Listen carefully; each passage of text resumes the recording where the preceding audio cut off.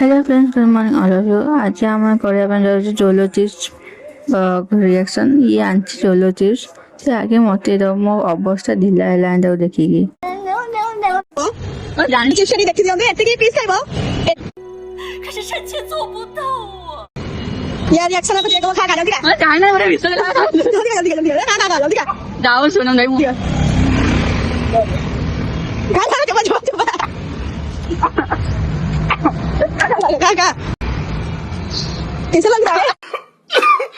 ପାଣି ଦେବେ देखिए आने की चुप दे चुप भाई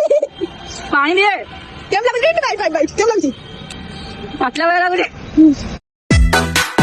ଲିଟରାଲି ଫାଟି ଯାଇଥିଲା ମୋ ମରିଗଲା ଭଳିଆ ଲାଗୁଥିଲା ତ ମାରିଦେବା ମିଛ ଏମିତି ସାଙ୍ଗ ଥାଇ ନଥାଇ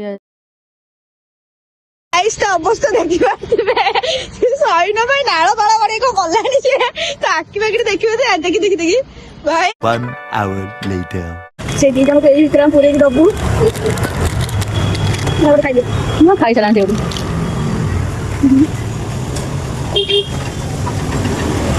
ସେତିକି କରି 2 ଘଣ୍ଟା ପରେ